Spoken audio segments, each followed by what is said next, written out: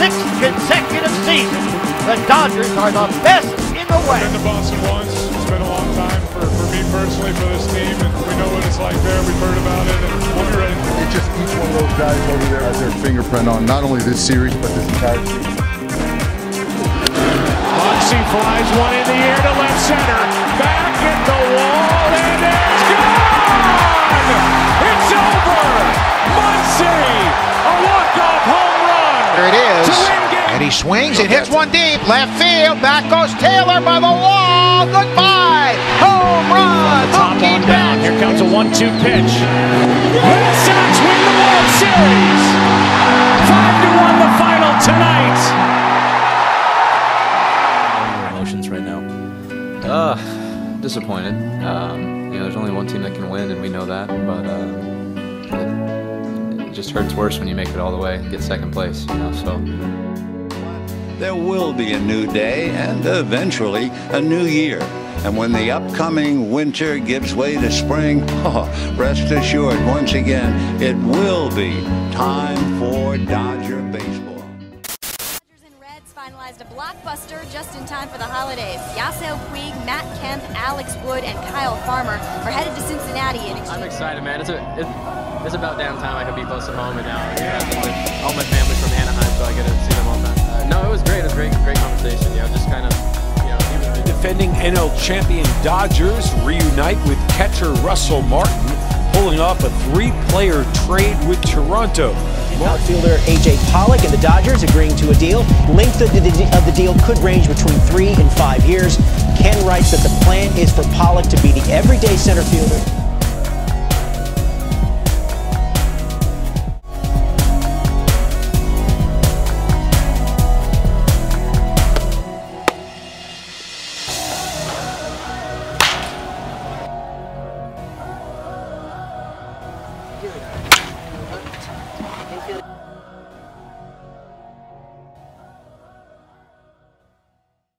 So welcome to my first ever Dodger review video.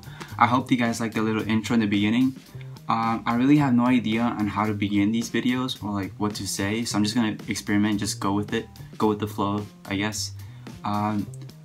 Before I go any further, I just want to congratulate the Boston Red Sox on winning the World Series, congratulate Steven Pearce on being like the breakout player in the World Series and just really killing the Dodgers, Hands down, those guys were like the best overall, most complete team. And they were one of the hottest teams also going into the World Series, so hats off to them. Congratulations, Boston Red Sox, 2018 World Series champs.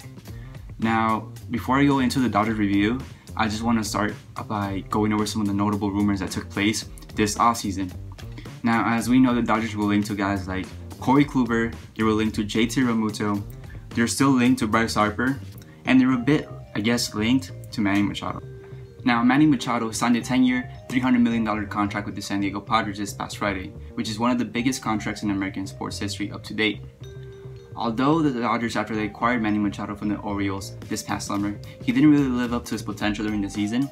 Although he did hit 10 home runs and more than 10 home runs actually, I think it was, and more than 40 RBIs, he didn't really show up that well in the postseason and made some really questionable plays, which really hurt his value, in my opinion, with the organization.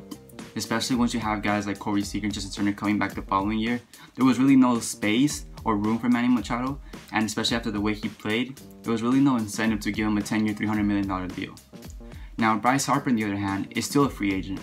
It is rumored that Phillies are favored to sign him, although last night it was reported the Dodgers met up with Bryce Harper's representatives in Las Vegas last night. So there's a chance the Dodgers might actually be able to sign Bryce Harper to a short-term deal. I doubt it because it was reported all offseason long that Bryce Harper wants a 10-year deal for more than $300 million. So is it possible that he might consider a short-term deal?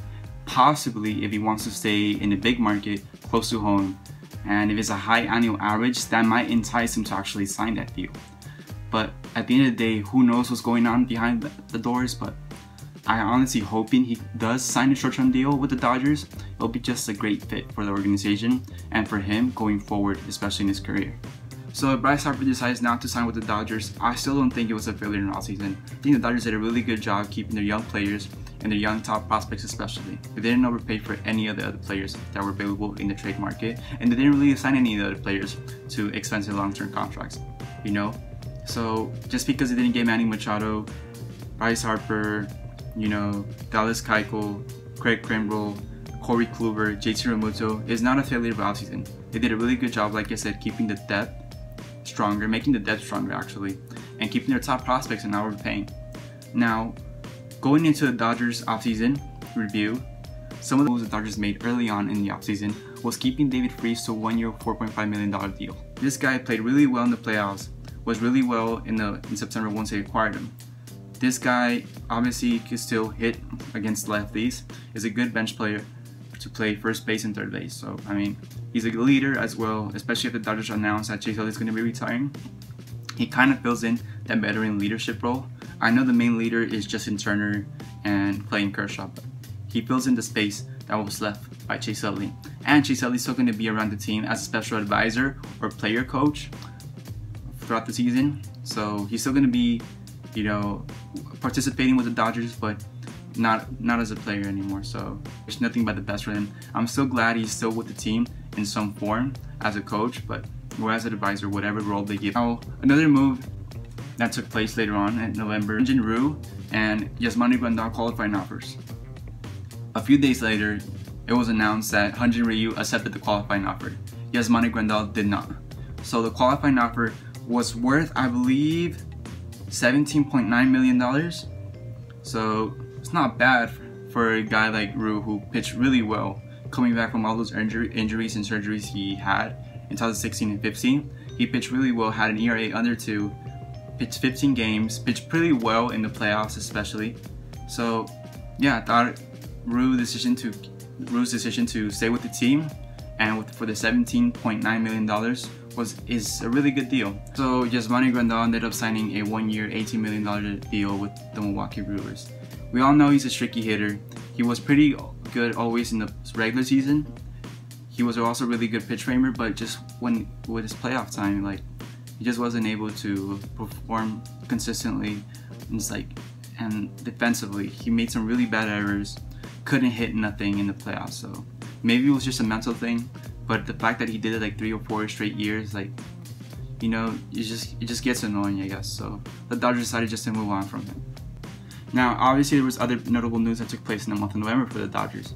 They announced that they agreed to terms with Clayton Kershaw for 3 years, basically replacing the other 2 years he had left in his contract. For, I believe, he had like $65 million left for the other 2 years, so he's now gets like 90 something for the next 3, which is not bad, I guess, for a pitcher of his caliber. Although in this spring so far, he's been dealing with dead arm and like shoulder type of injury, so it's kind of worrying, but I'm not that concerned about it. Other news that took place in the month of November is the Dodgers announced that they designated guys like Eric Goodell, Zach Roscoe, Pat Venditti to switch arm, and they also traded Tim Castro to the Yankees. And they added their top prospects to the 40-man roster, such as Yadier Alvarez, Trevor Ruiz, Matt Beatty, Edwin Rios, Josh Forrest, and they also released Tom Kohler. So now, obviously, later on in December, the Dodgers also announced that they signed Dave Roberts to a 4-year extension. Andrew Freeman was pretty excited about this, as he said that keeping Doc Arch a leader on the field was a top priority, and that by accomplishing this, they're now able to focus all their time and energy in bringing a World Series championship to Los Angeles. Now, in December 21st, late December, after a few weeks of no Dodger news, with no Dodger rumors, out of nowhere, Dodgers announced that they signed Joe Kelly to a 3-year deal. Obviously, Joe Kelly had a hell of a World Series and playoff run. He really dominated the Dodgers, the Astros, and the Yankees in the playoffs. So I'm really excited to see Joe Kelly, if he could really pitch the way he did in the playoffs, especially for the Dodgers. He's obviously going to be the setup guy for Kenley Jensen, but if Kenley Jensen missed some time with injury last couple of years, you know, Joe Kelly could probably step into a closer role. He's a guy that's obviously could throw 100 miles per hour. So Joe Kelly last year had an ERA of 4.39. It's not bad, I mean, for every command issues, but like I said, he could hit his fastball to 100 miles per hour. You know, he was exceptionally astounding in the playoffs. So hopefully he's able to be in his playoff form for the regular season for the Dodgers. In the month of January, flipping into the new year, the Dodgers acquired Jamie Schultz from Tampa Bay. In 22 appearances with the Rays, he had a 5.64 ERA, and in 6 minor league seasons, Schultz was 22-17 with a 3.57 ERA. He's 27 years old, just like I said, depth. He's 27, he might have a future with the Dodgers, so he could throw pretty hard. He's a strikeout pitcher. You know, maybe Rick Honeycutt could help him and like fix his pitching mechanics or something and help him become a really reliable reliever for the Dodgers this upcoming season. Later, the Dodgers announced that they signed AJ Pollock to a 5-year, $60 million deal. Now, at first I was pretty disappointed because I was hoping the Dodgers would have signed Harper instead, but after looking into this deal, 5 years, $60 million, and could opt out after 3 of the 4th year is a really cheap deal for a guy who's obviously one of the best defensive center fielders in the game. He's also much more consistent than Yasiel Puig and Matt Kemp. So, and you need a right-handed bat after trading Puig and Kemp. You need a right-hand hitter who can actually hit lefties. So adding Pollock was a no-brainer. Also for that type of contract, which is really a steal, in my opinion. So I'm really excited about AJ Pollock to see what he brings to the table. So we'll just see what he does. He's obviously battled a lot of injuries throughout the years, but when he's healthy, he's a really good hitter. He could steal bases, like I said, Gold Glove caliber center fielder. So we'll see. Later on, Joey Bozard, Josh Smoker, Paulo Orlando, Cameron Perkins, and a few others to minor league deals with invitations to spring training.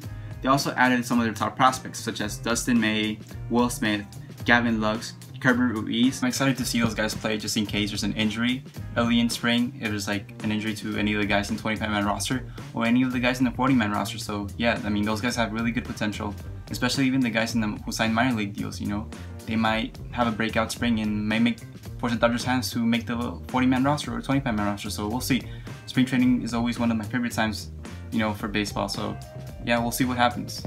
So later on, when spring training started and pitchers and catchers reported, 2 weeks ago after Kenley Jansen threw a bullpen, he was interviewed by reporters about his heart condition, and he said that he had a 6-hour-long, I believe, heart procedure to correct an irregular heartbeat. So he said that he lost weight, but he feels strong and ready and confident in himself that he will be able to stay healthy and compete really well and get to his own form that he used to be. So I'm really excited about that. I'm hoping he's healthy and, you know, could be the old Kenley Jansen we all know, dominant Kenley Jansen actually. Once spring training started, Andrew Friedman said that he wouldn't rule out any spring trades or signing. Like I said, the Dodgers are still interested in Bryce Harper, but we'll see what happens. He said that he really liked the 25-man roster. He's projected with the team into in off-season, going into the spring training, and that he feels like everything is working well. They have Corey Seager coming back, Justin Turner's healthy, you know, they have Kike, they have Muncy, they have Taylor competing for second base. You also have Muncy playing first base and David Freese as the backup first baseman, as well as Cody Bellinger. They're also going to expect Cody Bellinger to play right field. They're going to have AJ Pollock in center field, and they're going to let Jock Peterson and Verdugo compete for the left fielder spot. The biggest question mark for the Dodgers is catching. Now, we all know Russell Martin was acquired in early January from the Toronto Blue Jays. Although Russell Martin has been a really good hitter throughout his career, the last few years with Toronto, he really struggled. Austin Barnes also had a really disappointing 2018 season offensively. So catching is probably the biggest question mark for the Dodgers going into the season. I really hope Austin Barnes and Russell Martin really step up, and you know, they have to share turns. You know, I'm for it as long as they're both contributing offensively and defensively and able to manage the pitching staff good. So that's what I'm hoping for. Now, one of the big question marks for the Dodgers going into the season is obviously Corey Seager. We all don't know how he's going to handle his season back from Tommy John surgery and hip surgery. And obviously he's been given the benefit of the doubt. You know, he's obviously a stud. You know, he really had a really good Rookie of the Year 2016 and had a really good sophomore year in 2017. So the biggest concern for the Dodgers, I guess, is whether, if not, he could throw across the diamond, and could he hit major league pitching after, you know, being off for like a year. So that's the biggest question mark. But no, the Dodgers are expecting big things from him, and he should be on track for opening day. So he'll start playing games, I believe, next week or early in March. So we'll see. So yeah, I mean, I'm really excited that Corey Seager is going to be coming back. In other team news, outfielder Andrew Tolles is going to be out indefinitely for the spring, since it was announced that he's dealing with some family matters. It's really unfortunate because I was really hoping, you know, he would participate in spring training, but now it's really unknown when he'll be back. but I'm hoping as soon as possible, you know, and I wish him and his family the best. In other team news, Dodgers manager Dave Roberts said that Clayton Kershaw is going to open the season for the Dodgers against Arizona Diamondbacks, which marks his 9th consecutive opening day start, which is really an impressive feat. You know, I'm really excited for this. You know, Kershaw said is a really cool, unique opportunity to start opening day, especially for this line. I think Kershaw has been dealing with some shoulder issues, I believe. They haven't really disclosed what it is exactly. They just reported that he feels uncomfortable, doesn't really feel himself, especially after throwing frustrating bullpens. He hasn't been able to hit his spots, the velocity is not there, which is really worrying. Like I said, Clayton Kershaw signed a 3-year extension worth $93 million. Lastly, before I go, I just wanted to say my condolences and to Don Newcomb's family. You know, he's obviously one of the greatest pitchers of all time in Dodgers history and a baseball pioneer. You know, he brought movement into baseball and changes to baseball, you know, so they're gonna commemorate him by wearing a number 36 patch for this season. So I'm really excited to see that, and you know, the ceremony they're gonna make for him on April, I believe they said they're gonna make a ceremony. So I'm really excited to see that, and you know, so like I said, he was a great player, you know, great baseball pioneer, so he's gonna be missed, you know. Wish him and his family nothing but the best. So that's it for today's video. Thank you so much for those of you who supported me and subscribed to my channel already. If you haven't, please subscribe. It will mean a lot to me. I really don't know how I'm gonna do these videos. I'm thinking, like I said, once a week, if anything, or possibly even daily. So yeah, I mean, thank you so much. If there's anything you want me to change or anything I should add going forward, leave a comment below, subscribe, like, you know, anything. Thank you so much for watching, and go Dodgers, guys. Let's go.